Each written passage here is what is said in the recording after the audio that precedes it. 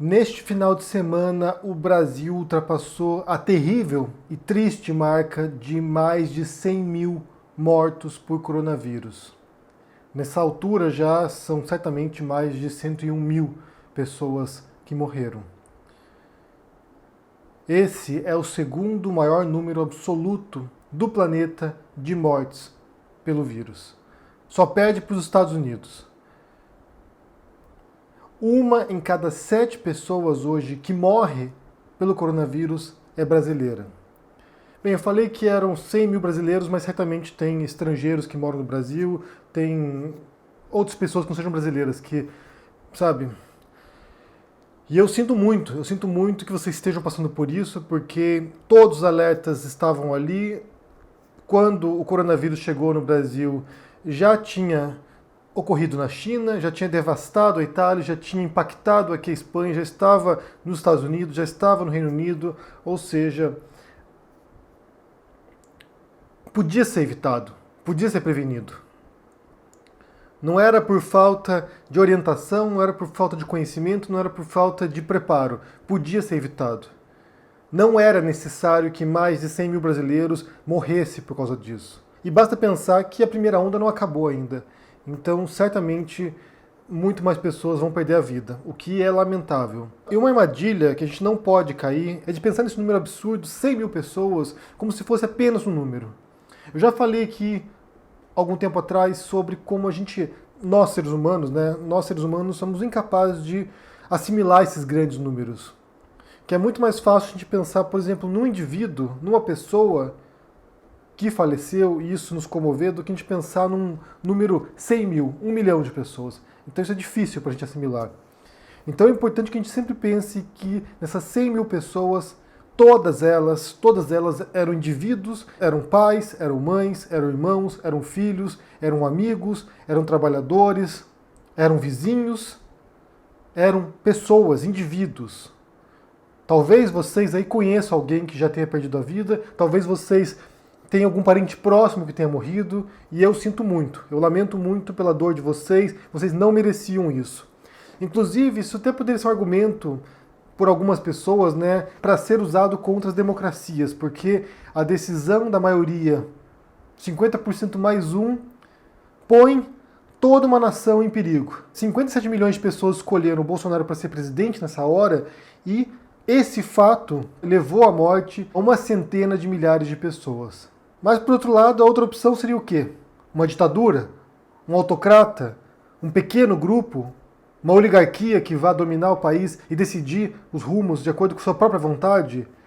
Então, por mais problemática que possa ser as consequências das democracias, isso pode levar, por exemplo, no futuro próximo, daqui 2 anos, a uma mudança de governo e tentar reparar o estrago que foi feito. Porque, até onde a gente saiba aqui, tem poucas chances, a gente não pode ficar na expectativa de que vai haver um impeachment. As instituições são lentas, são morosas. A reação a isso é muito devagar.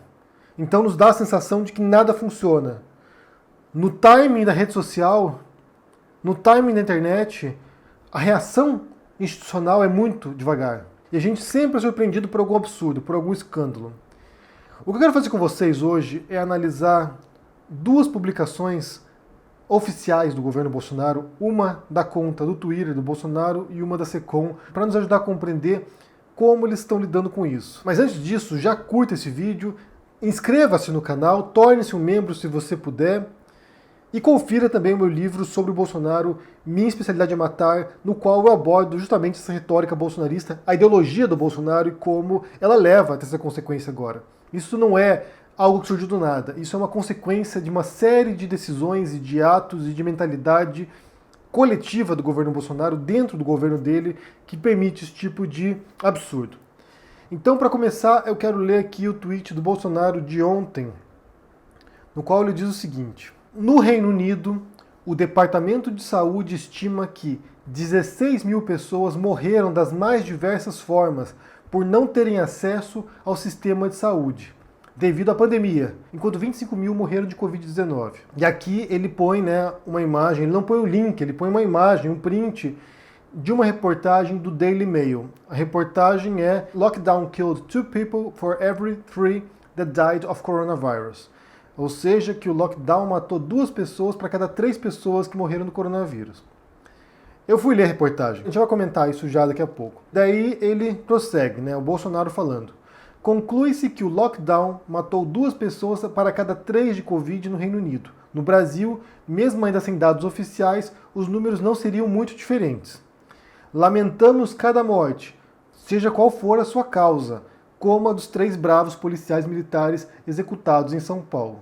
Quanto à pandemia, não faltaram recursos, equipamentos e medicamentos para os estados e municípios. Não se tem notícias, ou seriam raras, de filas em hospitais por falta de leitos de UTI ou respiradores. Muitos gestores e profissionais de saúde fizeram de tudo pelas vidas do próximo, diferentemente daquela grande rede de TV a que ele se refere a Globo, que só espalhou o pânico na população e a discórdia entre os poderes. No mais, essa mesma rede de TV desdenhou, debochou e desestimulou o uso da hidroxicloroquina que, mesmo não tendo ainda comprovação científica, salvou a minha vida e, como relatos, a de milhares de brasileiros.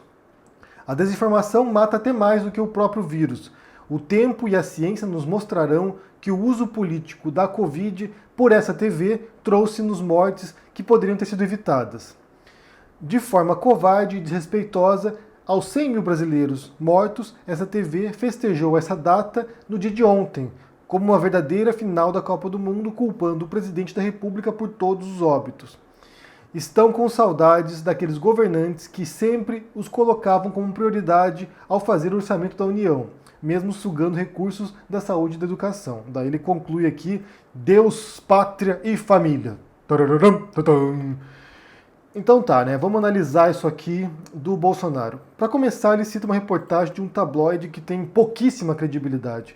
O Daily News é um jornal assim que, mesmo quando não mente, porque às vezes mente descaradamente, mesmo quando não mente, é um jornal sensacionalista e que muitas vezes utiliza a verdade distorcendo, jogando luzes sobre coisas que não são tão reais assim. De fato, o Daily News cita uma publicação daquilo que se conhece como SAG, que é Scientific Advisory Group for Emergencies, Grupo de Aconselhamento Científico para Emergências. E eles publicaram um artigo, de fato, em abril, falando, né, sobre as consequências do coronavírus, o impacto no sistema de saúde britânico. E a conclusão deles aqui, eles falam sobre isso, né? De fato, você teve aumento de mortes de pessoas que não tiveram acesso à saúde. E essa era uma grande preocupação, na verdade, em relação à pandemia, porque qual era a intenção por detrás de achatar a curva, como se diz, né? Ou seja, a gente faz o lockdown, a gente achata a curva de contágios, porque o que aconteceria? Se deixar a doença em seu livre curso, deixa rolar. Não fecha nada, deixa rolar. O que aconteceria? Isso saturaria o sistema de saúde, teria muitas mortes, muitas pessoas internadas, muita gente hospitalizada, muita gente em UTIs, o que levaria a uma saturação do sistema de saúde e mais mortes de pessoas que não puderam ser atendidas e mortes de pessoas por outras doenças que não foram atendidas também. Então isso levaria a um colapso do sistema de saúde e a muitas mortes por coronavírus e a muitas mortes por outras causas. O sistema de saúde britânico chegou perto do ponto de colapso, perto do ponto de saturação. Então, segundo esse relatório publicado por eles, muita gente morreu, além das mortes por coronavírus, muita gente morreu porque não foi ao hospital, porque ficou com medo de ir para o hospital, porque não queria ir lá para o sistema de saúde e pegar a doença. Então morreram em casa, e aqui eles mencionam explicitamente, morreram uma boa parte dessas pessoas em casas de repouso. Porém, no último parágrafo aqui, eu vou ler para vocês a tradução que eu fiz. No último parágrafo eles falam o seguinte, olha, embora estes impactos negativos do lockdown na saúde excedam os impactos do Covid-19 diretamente, ou seja, embora esses efeitos colaterais do lockdown tenham tido repercussões grandes, né, tenham tido desdobramentos grandes de mortes ou de queda de qualidade de saúde, eles dizem o seguinte, eles são muito menores do que os impactos negativos estimados para um cenário no qual tais medidas não fossem adotadas. Sem estas mitigações, o impacto direto apenas das mortes de Covid-19, tanto em mortalidade quanto em morbidade, seria muito mais alto. Uma estimativa é de 439 mil a mais de mortes resultantes do Covid-19. Então, o paper que esse artigo do Daily News menciona e que o Bolsonaro não linka, mas menciona também, diz o seguinte: de fato, o lockdown causou mortes colaterais bastante altas, na verdade. Pessoas que não foram se tratar e morreram. Isso aconteceu. Porém, se não houvesse tido lockdown, se eles não houvessem fechado o país, a estimativa é que apenas de coronavírus seriam quase 440 mil mortos. Então, assim, fecharam o país, isso levou a consequências inevitáveis, porque as pessoas não foram para o hospital, mas se não houvesse isso, seria muito pior, muito pior. E essa era a questão do lockdown, e essa sempre foi a questão da quarentena, do fechamento, do isolamento social. Se não houvesse isso, se não houver isso, se os países não houvessem feito isso, as consequências seriam muito piores, seriam muito mais catastróficas, seriam muito mais desastrosas. Como a gente vê no Brasil agora. O Brasil teve um lockdown que foi totalmente irregular, cada estado fazendo de um modo, cidade fazendo de um modo, sabe, uma bagunça completa, e até agora são 100 mil mortos. E não acabou ainda. Pode piorar muito. E essa é a primeira onda. Como em outras pandemias, possivelmente haverá uma segunda onda depois. Então o Brasil, e aqui eu menciono o Bolsonaro também, o Brasil é uma prova do que poderia acontecer se o negócio fosse uma bagunça, como está sendo no Brasil. Essas 100 mil mortes é resultado da bagunça, da incapacidade de um isolamento eficiente. Essas 100 mil mortes é um sinal para o mundo de que muitos países que fizeram lockdown fizeram a coisa correta. Porque poderia ser pior. Se não fosse isso, aqui na Espanha, na Itália, na China, em Portugal, mesmo no Reino Unido, que fez tardiamente o negócio, na Alemanha, na Nova Zelândia, por exemplo, que já erradicou os casos e eles estão agora livres de coronavírus tem algum tempo já. Se não fosse o lockdown, seria muito pior, gente. E vocês estão vendo isso. Vocês estão vendo na pele o que é a consequência de uma medida ineficaz para lidar com isso. A consequência de não saber lidar com isso é o Brasil hoje. O Brasil é o exemplo do que não deve ser feito. O próprio Trump, quando menciona as consequências desastrosas, mostra o Brasil. O próprio Trump, que também agiu de maneira ineficaz, que tem lá mais de 150 mil mortos nos Estados Unidos. Inclusive, a estimativa é que o Brasil possa vir passar em número total de mortes dos Estados Unidos. Um país mais populoso, com um sistema de saúde que é muito mais precário que o brasileiro. E não duvidem disso. Lá não tem um SUS igual tem no Brasil. É importante elogiar o trabalho dos profissionais de saúde, dos médicos, dos enfermeiros, de quem trabalha nos hospitais, do sistema de saúde. Se não fosse o SUS agora, a consequência seria muito pior também. Basta pensar, por exemplo, nos casos que a gente viu no Equador lá, o colapso do sistema de saúde, pessoas nas ruas morrendo. Então, assim, se o Brasil não está pior hoje, é porque durante décadas foi montado um sistema de saúde universal.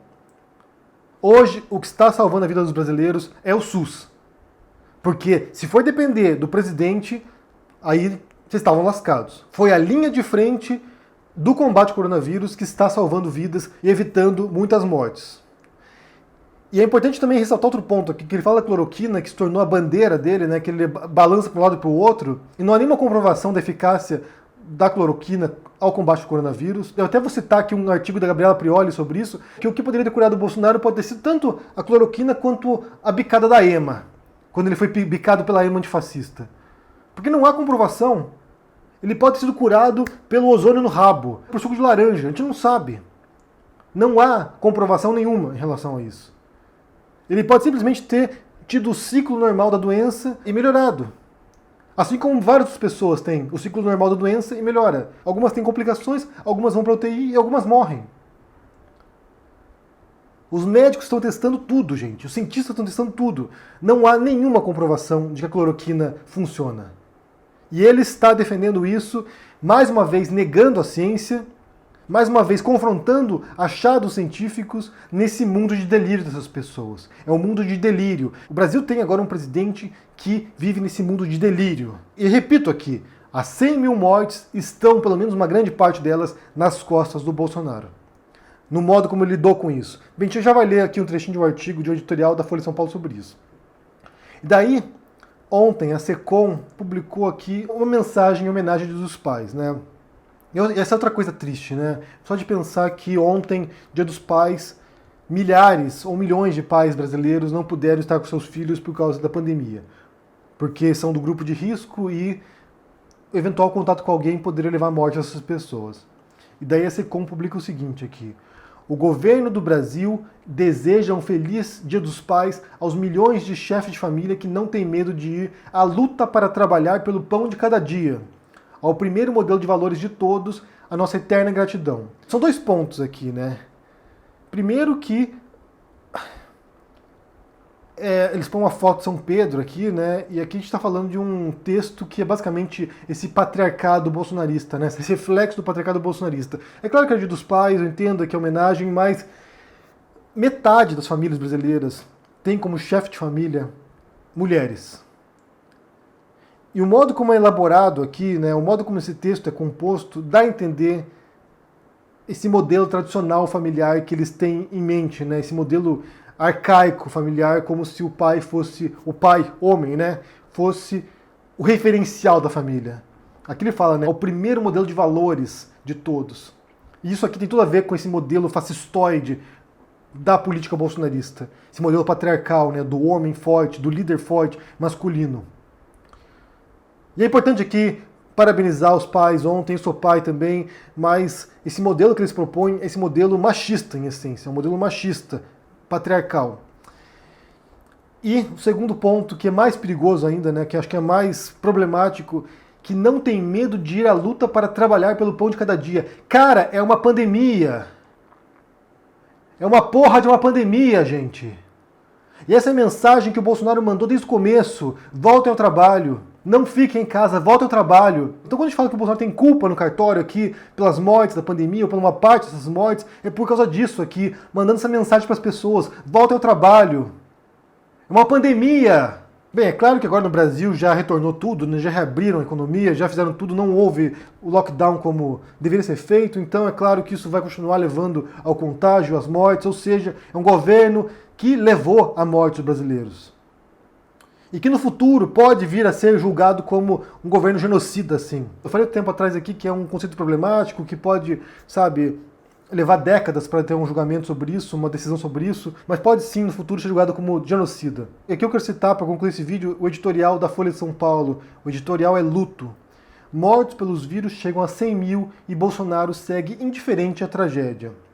E daí aqui no finalzinho eles dizem o seguinte: o maior responsável pela tragédia se chama Jair Bolsonaro. Em vez de liderar uma ação nacional, negou a gravidade da emergência de saúde pública, promoveu aglomerações e falsas terapias, como a cloroquina, e colheu 8 casos de ministros infectados, outro provável recorde mundial, além de si próprio e da primeira-dama. Uma grande parte do eleitorado brasileiro escolheu o mergulho no precipício. E agora, todos os brasileiros estão colhendo os resultados disso. Essa consequência aqui, 100 mil mortos, até agora, até agosto de 2020, essa consequência aqui é a escolha pelo erro, é a escolha pela violência, pela morte, por alguém, por um candidato que dizia que ele não entendia de saúde, não entendia de economia, que a especialidade dele era matar as pessoas. Essa é a consequência, gente. Foi isso que uma parcela dos brasileiros escolheu, a morte. E é muito triste que pessoas que não têm nada a ver com isso tenham de pagar pelas consequências dessa escolha. Porque certamente, entre 100 mil mortos agora, muita gente não votou no Bolsonaro. Muita gente não escolheu esse modelo de sociedade. Muita gente não teve essa visão. Muita gente compreendia o risco. E é lamentável que essas pessoas paguem com a própria vida por causa de um potencial genocida no poder. É lamentável. Eu sinto muito.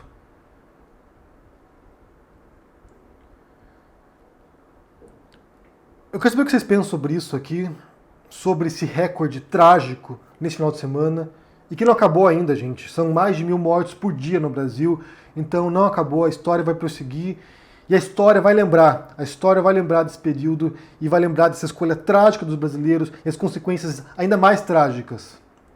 O que vocês pensam sobre isso? Deixa no comentário aqui embaixo, deixa o joinha, assine o canal. Confira meu livro, Minha Especialidade em Matar, que mostra essa sede de sangue do Bolsonaro. É uma pessoa que tem prazer na morte. Basicamente é isso, é uma pessoa que tem prazer, que... Bem, é isso. Tchau.